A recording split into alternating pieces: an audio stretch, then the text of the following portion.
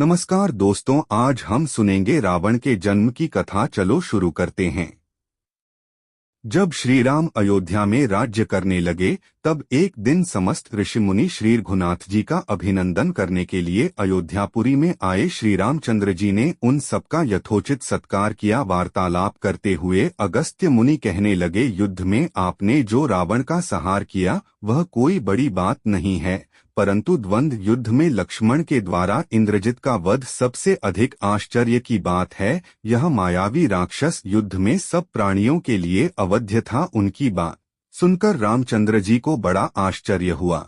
वे बोले, मुनिवर, रावण और कुंभकर्ण भी तो महान पराक्रमी थे, फिर आप केवल इंद्रजित मेघनाद की ही इतनी प्रशंसा क्यों करते हैं? महोदर, प्रहस्त, विरूपाक्ष भी कम वीर न थे? इस पर अगस्त्य मुनि बोले, इस प्रश्न का उत्तर देने से पहले मैं तुम्हें रावण के जन्म, वर प्राप्ति आदि का विवरण सुनाता हूँ। ब्रह्मा जी के पुलस्त्य नामक पुत्र हुए थे, जो उन्हीं के समान तेजस्वी और गुणवान थे। एक बार वे महगिरी पर तपस्या करने गए। वह स्थान अत्यंत रमणीक था, इसलिए ऋषियों, नागों, राजर्षियों आदि की कन्याएं वहां क्रीड़ा करने आ जाती थीं।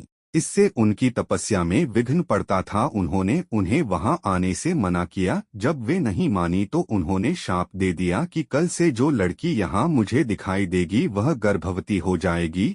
शेष सब कन्याओं ने तो वहां आना बंद कर दिया, परंतु राजर्षि तृणबिंदु की कन्या शाप की बात से अनजान होने के कारण उस आश्रम में आ गई और महर्षि के दृष्टि पड़ते ही गर्भवती हो गई। जब तृणबिंदु को यह बात मालूम हुई तो उन्होंने अपने कन्या को पत्नी के रूप में महर्षि को अर्पित कर दिया। इस प्रकार विश्रवा का जन्म हुआ, जो अपने पिता के समान वेदविद और धर्मात्मा हुआ। महामुनि भरद्वाज ने अपनी कन्या का विवाह विश्रवा से कर दिया। उनके वैश्रवण नामक पुत्र हुआ। वह भी धर्मात्मा और विद्वान था। उसने भारी तपस्या करके ब्रह्मा जी को प्रसन्न किया और यम, इंद्र तथा वरुण के सदृश लोकपाल का पद पाया। फिर उसने त्रिकूट पर्वत पर बसी लंका को अपना निवास स्थान बनाया और राक्षसों पर राज्य करने लग।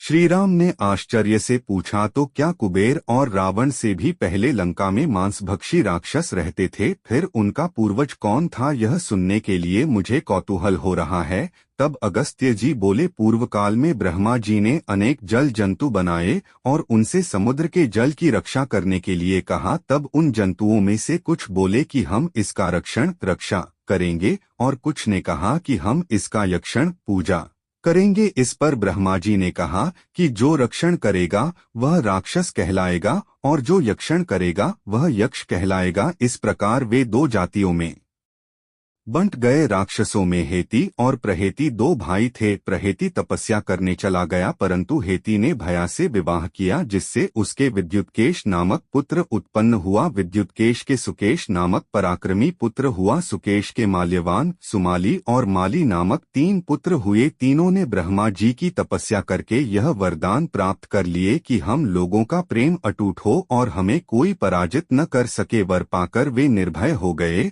और असुरों को सताने लगे। उन्होंने विश्वकर्मा से एक अत्यंत सुंदर नगर बनाने के लिए कहा।